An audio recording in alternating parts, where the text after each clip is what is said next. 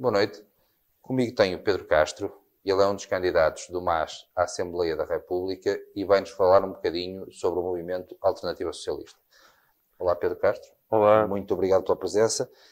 E a primeira questão é mesmo esta. O que é o MAS e o que defende o MAS? Bom, antes de mais, queria obviamente agradecer, em nome do Movimento Alternativa Socialista, o convite. Infelizmente são poucos os casos de jornais que fazem este tipo de iniciativas, por isso, desde já, um agradecimento e é uma iniciativa de louvar. O Movimento Alternativa Socialista, pela primeira vez, vai conseguir apresentar candidatura a todos os círculos eleitorais, o que é uma grande vitória. Somos também um partido muito distinto de todos os partidos que existem atualmente. Quer aqueles que estão na Assembleia da República, quer aqueles que ainda não têm assento parlamentar e vão tentar nestas eleições consegui-lo. Porquê? Posso dizer que fomos o único partido que precisou de praticamente 20 mil assinaturas para ter a sua legalização. O único partido. Fomos obrigados a recolher 2 vezes assinaturas para a legalização do partido. O que obviamente demonstra que o sistema quer calar a nossa voz. Porque obviamente propomos uma solução alternativa a este sistema, que é um sistema de desigualdade, de injustiça, de miséria e que a pandemia veio acentuar muito essas desigualdades. Eu olhando aqui para as linhas gerais do vosso manifesto, o MAS apresenta 12 medidas urgentes. E olhando para algumas delas, por exemplo, o fim das propinas e o arrendamento acessível para estudantes. A questão dos estudantes está em cima da mesa há décadas e nunca tem fim. Há falta de soluções ou há falta de vontade? Bom, essencialmente tem havido falta de vontade para haver um investimento sério no ensino superior e para permitir que mais jovens consigam aceder ao ensino superior. Até porque só o ensino poderá pôr o elevador social a Exatamente. funcionar verdadeiramente. E nós hoje temos, por um lado, uma grande quantidade de jovens licenciados que saem das faculdades e que está condenado a empregos absolutamente precários, a salários de miséria e sem perspectiva de fazer carreira como conseguiram os seus pais e, inclusive, os seus avós. Ou seja, nós hoje não temos possibilidade de ascender socialmente, estamos condenados a contratos absolutamente precários e depois também estamos a falar que só uma parte reduzida do conjunto da juventude é que pode aceder ao ensino superior. Porque ela está, de facto, vedada à maioria da juventude que vive no nosso país. Por isso, é preciso garantir a gratuitidade do ensino e garantir, obviamente, arrendamentos a baixo custo para os estudantes e para a juventude na generalidade. Porque a verdade é que não tem sido isso que tem sido seguido pelos mais diversos governos. Seja agora o atual governo do Partido Socialista, que supostamente se preocupa com a questão da educação, que se assume como sendo um governo progressivo e de centro-esquerda, mas a verdade é que tem tido as prioridades absolutamente invertidas e, como nós sabemos, nunca falta dinheiro para apoiar as grandes empresas, nunca falta dinheiro para salvar bancos depois de gestões absolutamente danosas e falta depois dinheiro para aquilo que é essencial, como é o caso da educação. Quando fala de trabalhos precários, e bem, uma das vossas 12 medidas urgentes é o fim das empresas de trabalho temporário. Estas empresas têm sido uma forma de camuflar os precários e de conseguirmos fazer com que os precários durem uma vida inteira sem sair dessa situação. Sim, de facto, é uma questão também que nos deve deixar muito alarmados. Como é que hoje temos uma grande quantidade de trabalhadores, estamos a falar essencialmente de trabalhadores jovens, que têm, de facto, salários de miséria e contratos absolutamente precários. Isso aqui é desculpa interromper. Isto também não é um contrassenso, porque no fundo uma empresa de trabalho temporário contrata o empregado por 5 para o vender depois a uma empresa por 7 ou 8 ou 10. Tem que gerar lucro, uma empresa tem que gerar lucro. Porquê é que essa empresa não contrata o funcionário, se calhar em vez de ser por 5, por 6 ou por 6,5, o funcionário vai ganhar melhor, a empresa vai pagar menos. Isto é simplesmente fugir ao vínculo laboral, nada mais. Exatamente. Ou seja, é fugir ao vínculo laboral, é fugir ao trabalho sem quaisquer tipo de direitos. E o que durante algum tempo eram medidas, digamos assim, conjunturais e que estavam circunscritas a um grupo restrito e um pequeno grupo de empresas, hoje é prática comum, inclusive nas grandes empresas deste país, inclusive em empresas multinacionais que têm lucros absolutamente absurdos e que garantem parte desses lucros com mão de obra barata e mão de obra absolutamente descartável e precária. Dou-lhe exemplos. O caso da Bosch, em Braga, que é uma das maiores empresas que temos em Portugal, e o caso da Continental Labor, também, em Famalicão, que é uma das maiores empresas deste país e que recorre sistematicamente a este tipo de vínculos precários através de empresas de trabalho temporário. Eu próprio fui vítima, em quase todos os sítios por onde passei, dessas empresas de trabalho temporário que pagam uma miséria, que não respeitam minimamente os direitos dos trabalhadores e a qualquer momento somos mandados porta fora da empresa. Mas quando falam no fim das empresas de trabalho temporário, não temos depois que aqui pensar uma solução no fundo, para aqueles verdadeiros empregos temporários sempre houve, aqueles bares sazonais de verão, situações esporádicas no Natal. Como é que depois tem que haver aqui alguma forma de contornar estes empregos que são verdadeiramente temporários, não os empregos a tempo inteiro à custa de um contrato temporário? Como é que pensam fazer isso?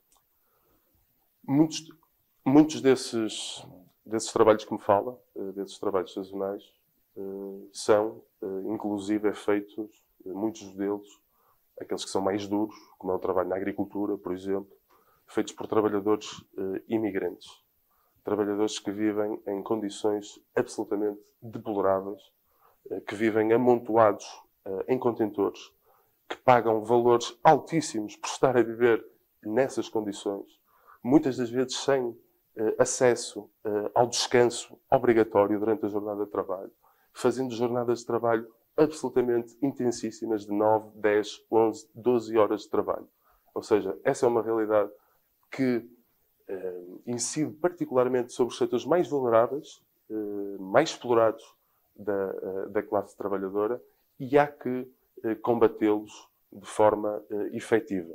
Ou seja, nós consideramos que só pode haver um progresso global se houver trabalhos dignos, com contratos dignos, que permitam uma vida digna. E a verdade é que não é isso que a maior parte da classe trabalhadora está submetida no seu dia-a-dia, onde os meses são tão longos para salários tão curtos. E há que inverter essa lógica. Uma lógica que só favorece os grandes patrões, que só favorece as grandes empresas e que não permite uma vida de qualidade à maioria da classe trabalhadora. No fundo, tentar passar para a prática o que ouvimos no dia-a-dia e que, de facto, tentando me pôr de todos os lados, é muito difícil para um funcionário ouvir o seu patrão a discutir um aumento de 5 ou 10 euros e depois ver que aquela empresa gerou um lucro de vários milhões e que deu dividendos de várias centenas de milhares. É contra isso que vocês lutam? Claro, e nós, por exemplo, temos o exemplo das maiores empresas portuguesas sediadas no PSI 20 que não pagam impostos cá. Ou seja, pagam impostos na Holanda porque é francamente mais vantajoso para ela. Ou seja, nós temos um Estado, na prática, que é financiado por quem? Por quem trabalha, não é? Quem vive dos seus rendimentos, que não consegue fugir aos impostos de forma alguma, e depois pelo aquilo que são os pequenos empresários, os microempresários, que têm que também pagar os impostos. Porque os grandes empresários deste país não pagam os impostos cá. É um Ou seja, Estado não muito feroz e muito agressivo com os pequenos e altamente promissor com os grandes. Exatamente, disse agora tudo. Ou seja, temos tido um Estado que é absolutamente magnânimo com os grandes grupos poderosos, com as grandes elites, e depois é absolutamente negligente com aqueles que mais precisam. E com aqueles que mais precisam do apoio do Estado.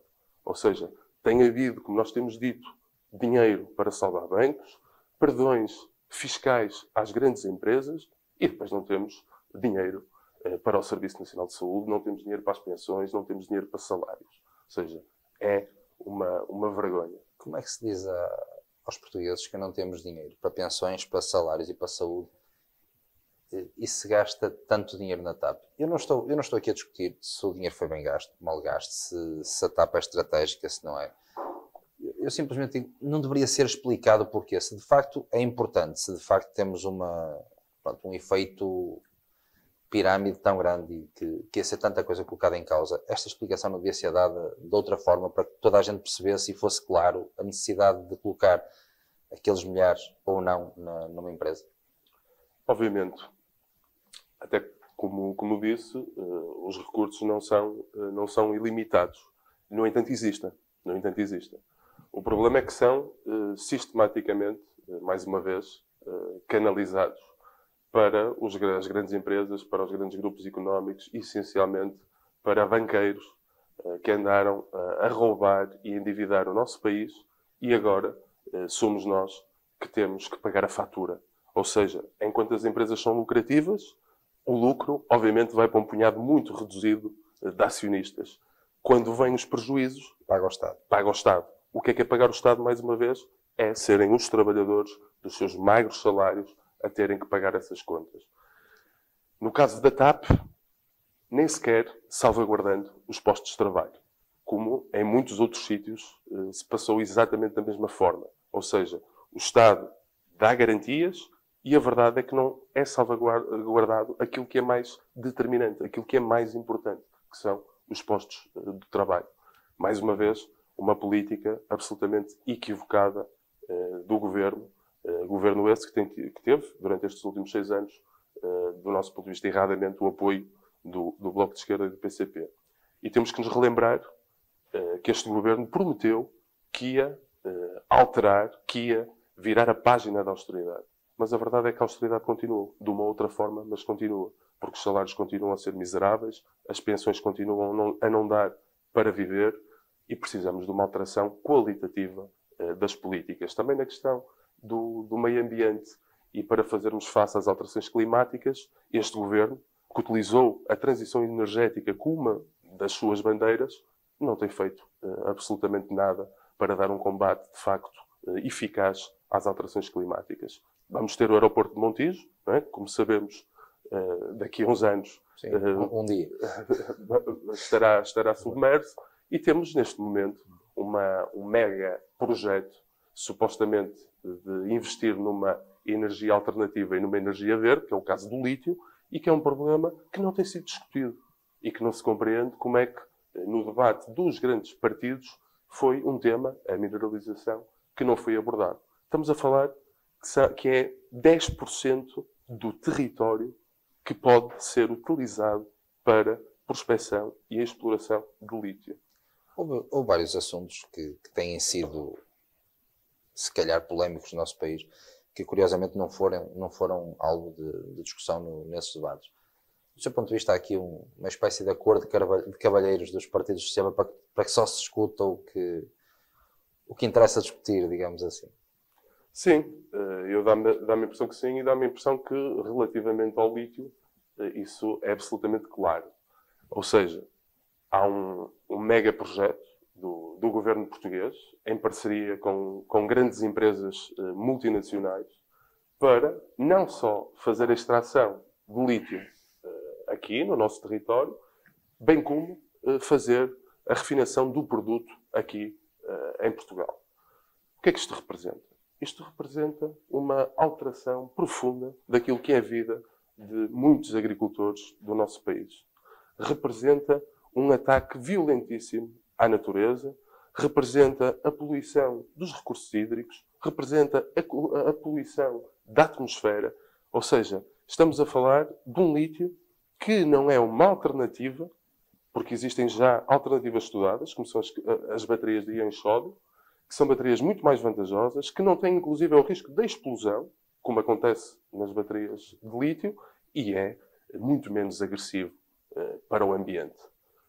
E precisamos de estudar essas alternativas e pô-las em prática. Agora, uma coisa é certa, o lítio só vai trazer destruição da nossa natureza, do nosso ambiente e vai pôr em causa as próprias metas do governo de emissão de CO2. Ou seja, e é inacreditável como é que partidos que supostamente defendem o ambiente, defendem a necessidade de se lutar contra as alterações climáticas, como é o caso do Bloco de Esquerda e do PAN, e depois, relativamente à questão do lítio, apenas criticam a falta de transparência do negócio, ou seja, a opacidade que envolve todo este projeto. Claro que é verdade, e nós dizemos de facto Sim. que há opacidade. O problema é mais profundo do que esse. O problema é que o lítio não é a solução. E o Bloco de Esquerda e o PAN deveriam dizer isso mesmo, e não o têm feito. Ou seja, há aqui, de facto, um acordo destas forças, mais uma vez, com um projeto estratégico do Partido Socialista.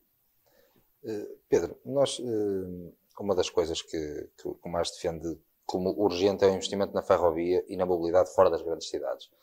Isto, no fundo, poderá ser um problema para resolver grande parte do que falamos, porque atualmente, precário ou sem ser precário, os empregos que existem, por norma, é nos grandes centros urbanos esses que têm um nível de vida e de habitação a preços elevados.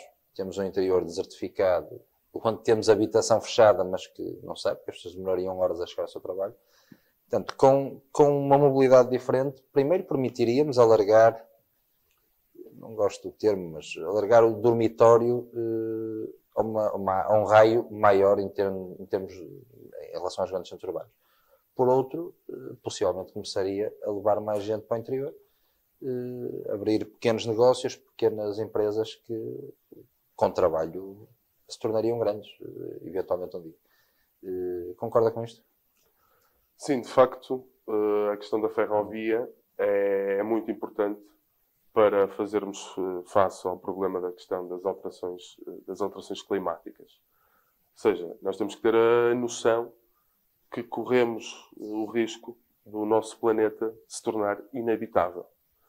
Por isso, é necessário, é urgente, uma descarbonização absolutamente célere da nossa economia. E para realizá-la, de facto, passa muito por investir na ferrovia. E que não tem sido feito nada nesse sentido. Bem pelo contrário. Ou seja, nós ao longo das últimas décadas tivemos um desinvestimento brutal na ferrovia, inclusive encerramento de muitas das linhas do interior do nosso país. Que agora se tentam reativar, mas com Exatamente, custos enormes. Face ao enormes, abandono e à degradação. e contribuindo depois, não é, para termos um país absolutamente dividido entre o litoral, como está a dizer, e o interior. E depois temos também a questão que colocou do alojamento. Ou seja, hoje o alojamento, de facto, é absolutamente inalcançável para grande parte dos trabalhadores e das trabalhadoras que vivem neste país. E, essencialmente, nos centros urbanos, as rendas atingiram valores absolutamente exorbitantes e nós achamos que deve haver um tabelamento desse valor. Até porque a nossa Constituição defende que todos temos direito à habitação. Exatamente. Digna. Exatamente. Ou seja, a própria Constituição diz isso, mas a verdade é que depois, na prática, vemos que não é assim. Ou seja, continuamos a ter gente que não tem casa, ao mesmo tempo que temos tanta casa sem gente. Única e exclusivamente para a especulação imobiliária. E não faz qualquer sentido. Ou seja, o Estado deve intervir na questão da habitação, deve fazer um plano de obras público para criar habitação a preços acessíveis para a maior parte da classe trabalhadora. Que não é isso que se passa. E nos grandes centros urbanos, uma grande parte do salário é para pagar a habitação. Pedro, nós, olhando mais uma vez para as vossas medidas, falamos de aumento de salários e pensões, igualdade salarial, investimento efetivo na saúde, educação, cultura e transportes, fim das propinas, no fundo o que já temos falado. Isto gerará um aumento da despesa. Depois temos aqui associado, vocês defendem a semana de trabalho de 4 dias para atingirmos o pleno emprego.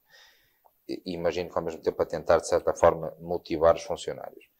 Eu perguntava-lhe, isto gerando aumento de despesa, se por um lado acha que com melhores salários, com semanas de 4 dias, vamos, por assim dizer, motivar os trabalhadores, gerando dessa forma uma produtividade completamente diferente, e ao mesmo tempo, se, por exemplo, estes 2 pontos aqui, como a prisão e confisco dos bens a quem rouba o indivíduo ou o país, e a taxação das grandes fortunas com o fim das offshores, se de certa forma compensa, ou será suficiente para compensar esse aumento de despesa.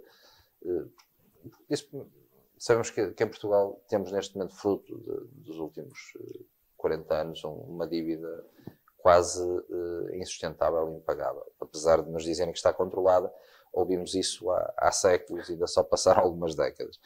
Portanto, eu perguntava-lhe isto, se as vossas medidas, uma será suficiente para complementar a outra, ou se não, como é que se consegue um equilíbrio também orçamental? De outra forma, terá que haver aumento de impostos e também duvido que me defendam isso. Bom, então, de facto, tem-se falado muito da questão dos impostos e do aumento ou da diminuição dos impostos. O PSD acusa o PS de ter imposto uma carga fiscal elevadíssima, que segundo eles é prova que vivemos num país socialista ou com matizes socialistas. Mas a verdade é que se nós formos ver bem, e se formos aos factos, não há assim grande diferença em termos da carga fiscal daquilo que foi o governo do Partido Socialista para aquilo que foi o governo da direita. Estamos a falar em 3 pontos percentuais. Exatamente. A questão determinante é aquilo que já temos vindo a assinalar no início da entrevista, aquilo que temos dito e que ontem a nossa candidata Renata Câmara, candidata a deputada por Lisboa, disse. Ou seja, tem havido efetivamente tributação e pede-se essencialmente sacrifícios àqueles que menos têm.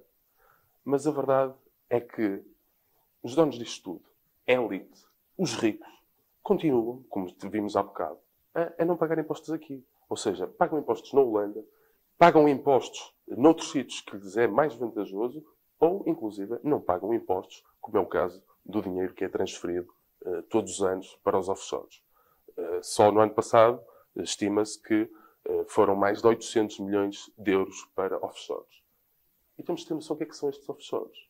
Estes offshores é, de facto, fazer um branqueamento de dinheiros com proveniência, na maior parte dos casos, ilegal. Ou seja, de crime. E é absolutamente inacreditável como é que não há vontade de nenhum dos países da União Europeia para acabar com os offshores. Ou seja, isto demonstra que a União Europeia, a forma como a União Europeia também está construída, é para servir única e exclusivamente os interesses destes grandes grupos económicos. Mas não quero fugir à pergunta. Ou seja, nós de facto lançamos aqui propostas que são absolutamente distintas das propostas lançadas pelos outros partidos, como é o caso dos 4 dias de trabalho. Porquê é que nós defendemos 4 dias de trabalho? Em primeiro lugar, porque consideramos que há uma carga horária absolutamente vigorosa sobre a maior parte dos trabalhadores. Inclusive, há trabalhadores que, para poder sobreviver, têm que ter mais do que um trabalho. Eu conheço realidade de pessoas que fazem 10, 12, 13 horas por dia, porque é a única forma de manterem face àquilo que é o custo de vida. E, de facto, há a possibilidade de reduzir a jornada de trabalho, mantendo os salários e garantindo que não há ninguém no desemprego. Ou seja, a única forma de nós termos para resolver este problema estrutural do desemprego é, de facto, repartir, dividir o trabalho todo que existe por todos os trabalhadores que estão disponíveis neste momento. Ou seja, isso para nós é fundamental. E não é uma proposta utópica ou irrealizável. Porque ela está a ser testada. Está a ser testada na Nova Zelândia, está a ser testada na Islândia, está a ser testada no Japão e, para já, com bons resultados. Porque um trabalhador que descansa mais é um trabalhador que vai ser, obviamente, mais produtivo, que vai estar mais focado no trabalho. Ou seja, parece-nos determinante haver mais tempo para lazer e menos tempo para o trabalho. E depois também a questão de ser necessário um aumento do salário mínimo. Temos um salário mínimo absolutamente vergonhoso. Estamos a falar pouco mais de 700 euros, que faça aquilo que tem sido o aumento dos preços, aquilo que é o valor que se cobram de rendas de habitação nos grandes centros urbanos, facilmente se percebe que é muito difícil viver com 700 euros neste país. Ou seja, é necessário um aumento de salário. E onde é que vamos buscar o dinheiro? É preciso ir buscar dinheiro, de facto, onde ele está concentrado, na mão dos acionistas e das grandes empresas. É por isso que nós dizemos que é preciso fazer uma taxação das grandes fortunas.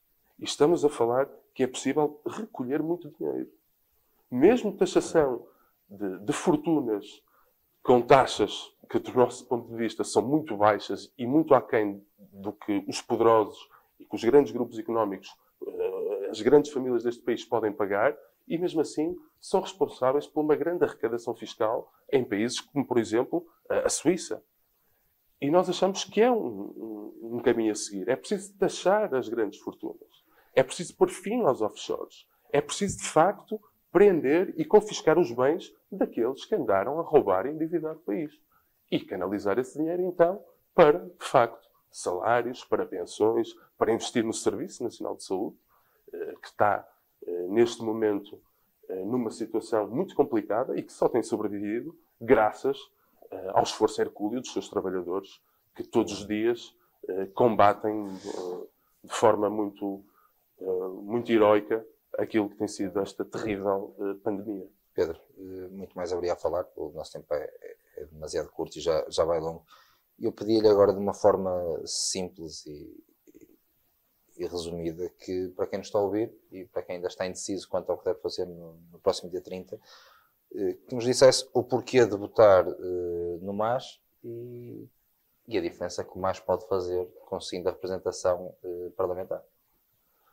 Bom, o Movimento Alternativa Socialista candidata-se a estas eleições com o objetivo de elegermos por Lisboa a nossa porta-voz, Renata Câmara.